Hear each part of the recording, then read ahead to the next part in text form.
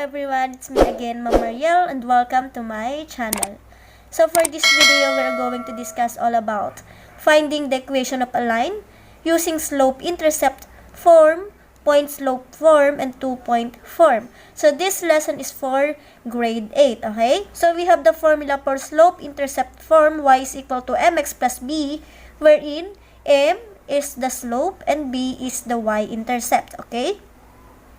And then the second one is the point slope form, and this is the formula y minus y sub 1 is equal to m times x minus x sub 1. Okay? And the formula for two-point form, y minus y sub 1 is equal to y sub 2 minus y sub 1 over x sub 2 minus x sub 1 times x minus x sub 1. So, ito yung different methods depende sa given na ibibigay kung paano natin makukuha yung equation ng line or the linear equation. Okay? So, take a look at this first example. We are going to find the equation of a line whose slope is 5 and y-intercept is negative 2. Since nakita nyo na ang given natin is slope and y-intercept, meaning to say, ang gagamitin yung formula is the slope-intercept form wherein y is equal to mx plus b. So, madali lang yung process nito. We have y is equal to, since ang slope natin is itong m, ito yung ating slope, okay? And b is the y-intercept in the slope-intercept form.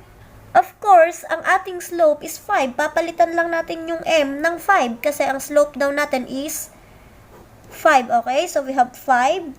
And then, copy lang si x. Plus, ano ba ang ating y-intercept? Negative 2 siya. So, we have negative 2. And if we're going to simplify that, we have y is equal to 5x. Positive times negative is negative 2. So, that is the answer already. Y is equal to 5x minus 2. Yan na yung equation na nakuha natin. Okay? So, for example, again, number 2. Take a look at this another example. Find the equation of a line whose slope is 1/2 and y-intercept is 3. Same process. Ito ang gagamitin natin na formula dahil ang given po ay slope and y-intercept. Okay? So, we have y. Copy lang natin ang y. Is equal to, of course, ang m natin ay slope. So, papalitan lang natin ng slope itong m. So, we have 1/2 plus, ang ating y-intercept is positive 3. So, automatic 1/2 plus 3. Oops! We forgot to put x in here. It should be y is equal to 1/2 x plus 3. Okay? So, this is the equation of the line whose slope is 1/2 and y-intercept is 3. Ganun lang kasimple gamitin yung slope-intercept form. Okay?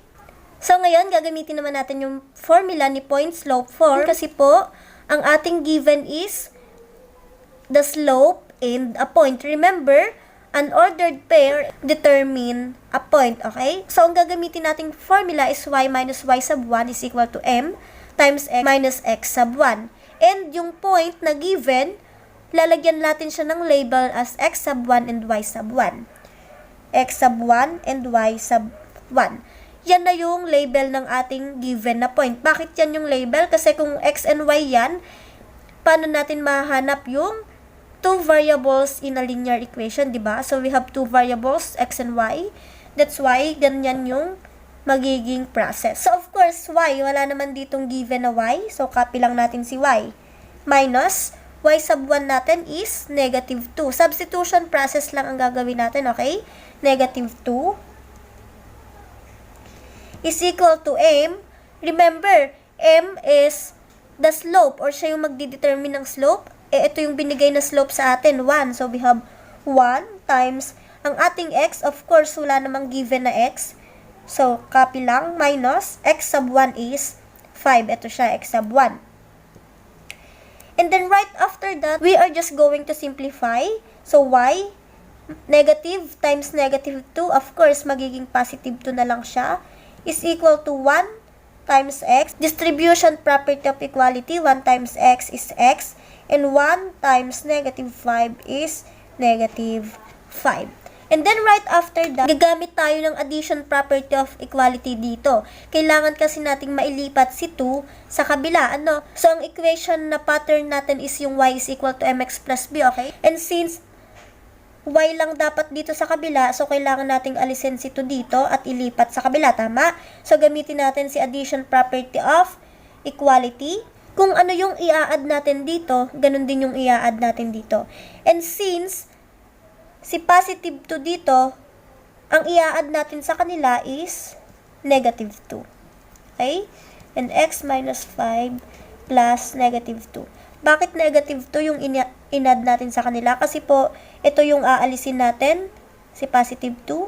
So, kapag inalis natin yan, dapat negative yung isang 2. Tama? So, change lang natin ng sign. Kapag naman to ay y minus 2 and kailangan natin siyang ilipat sa kabila, y plus 2 plus 2 lang yun, okay? Since ito ay positive 2, so y plus 2 plus negative 2. So, we have to cancel it out para makancel kasi 2 minus 2 is 0, tama? Kung positive 2 to, 2 plus 2 is 4, so hindi din natin makakancel.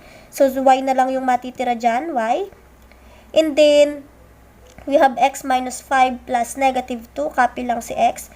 And negative 5 plus negative 2, since same sign sila, we have x minus 7. So, yan na yung ating equation. Y is equal to x minus 7. Alright, so take a look at this another example. M is equal to 1/2 and negative 4 and 0. Of course, ang given ulit ay isang point and isang slope, okay? So, ang formula na gagamitin natin dyan is ito pa rin. Y minus y sub 1 is equal to m times x minus x sub 1. Ang tawag sa formula na ito ay point-slope form, okay? Of course, ang point natin na given is x sub 1 and y sub 1. And then, what are you going to do next is to just substitute the value of this to the formula itself, okay? So, copy lang natin yung y sa formula. Minus y sub 1 is 0. Ito siya. Is equal to, ang slope natin is 1/2. 1/2 times, of course, copy lang natin si x.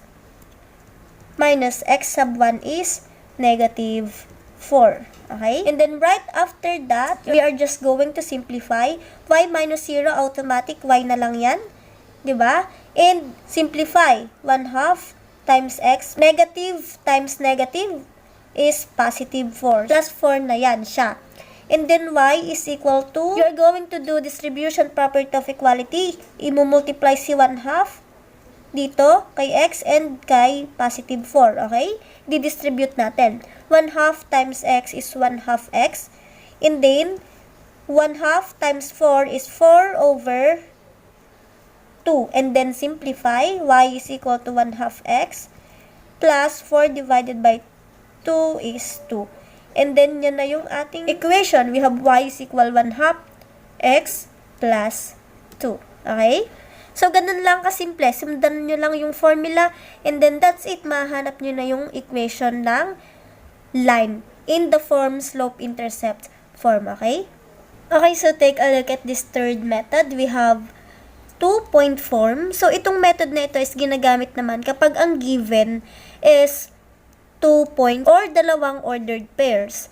So, we have 2 points in here. That's why we are going to use the formula for two-point form wherein y minus y sub 1 is equal to y sub 2 minus y sub 1 over x sub 2 minus x sub 1 times x minus x sub 1 wherein yung dalawang points natin, ito siya, is equivalent to x sub 1 and y sub 1, x sub 2 and y sub 2. So, ang equivalent nito, ang ating dalawang points na given is x sub 1, y sub 1, x sub 2, y sub 2. Okay? So, what are we going to do in this is to do substitution property. Isa-substitute lang ulit natin yung value ng ating given to the formula itself. So, ito yung pinaka-formula natin, okay? So, we have y minus y sub 1. Of course, wala naman ditong y na given. So, copy lang natin si y. Minus y sub 1. So, ang y sub 1 natin is itong negative 1. Tama? So, we have minus negative 1. So, ang gagawin lang natin is susundan lang natin ang formula. Okay? Then, next, y sub 2. Ito. Ang ating y sub 2 is negative 5. So, lagay lang negative 5 minus. So, minus tayo. Y sub 1. Ang ating Y sub 1 is negative 1. So, yan. Over x sub 2. Ang ating x sub 2 is itong 7. So, lagay lang natin dyan. Minus, ang ating x sub 1 is positive 3. Ito siya. So, we have 7 minus 3. Okay? And then, multiplied by x. Copy lang si x. Minus x sub 1. X sub 1 natin is 3 again. Okay? Then, right after that, we are just going to simplify. Okay? So, we have y, copy lang si y, and then negative times negative 1 is positive 1, so plus 1 lang, is equal to, so negative 5, copy lang, and then, isa-isahin natin na para alam natin kung paano nangyari, okay? So, negative times negative 1 is equal to positive 1, okay? Over 7 minus 1, and then x minus 3. And then, right after that, simplify until you get the answer, the equation, okay? So, we have negative 5 plus 1 is negative 4 over, and then, 7 minus 3 is, of course, 4 times x minus 3. Alright? And then, right after that, simplify lang ulit hanggang makuha natin yung sagot. Okay? Dito na natin ilagay. Y plus 1 is equal to negative 4 divided by 4 is negative 1 times x minus 3. Alright? And then, right after that, we are going to do distribution property. Didistribute lang natin to, okay? So, we have y plus 1 is equal to negative 1 times x is, of course, negative x. And negative 1 times negative 3 is positive 3, alright? Then, after that, of course, itong positive 1 dapat nating ma-eliminate dito kasi dapat si y lang yung matira dito. And, ililipat dapat natin siya sa kabila, tama? So, what are we going to do is to do the addition property of equality, okay? So, we have y plus 1 plus, dahil ito ay positive 1, ang i-add natin dito is negative 1, alright? And then, negative x plus 3 plus negative 1, okay? And then, cancel na to since 1 plus negative 1 is 0. So, y na lang ang natira. And then, negative x plus 3 plus negative 1, or it will become 3 minus 1, okay? It is equal to positive 2, okay? So, yun na yung pinaka-equation ng ating 2 points dito, okay? Ito na yung nakuha nating equation. Y is equal to negative x plus 2. If you are going to convert it naman in ax squared plus by is equal to c, meron ding process, okay? Sa pag-convert ng linear equation into standard form or slope-intercept form. Itong equation na nakuha natin is in the form slope-intercept form, okay? Okay, so take a look at this another example. We have negative 5 over 2 and 3 over 2 and 1 half and negative 1 over 4. Ang gagamitin natin na formula is y minus y sub 1 is equal to y sub 2 minus y sub 1 over x sub 2 minus x sub 1 times x minus x sub 1. Yun pa rin yung formula na gagamitin natin, okay? Since napansin nyo na ang given natin is in 2 points, okay?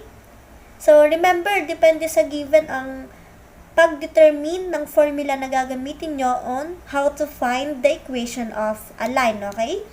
So, we have y. Copy lang natin si y, of course. Remember, ito yung x sub 1 and this y sub 1.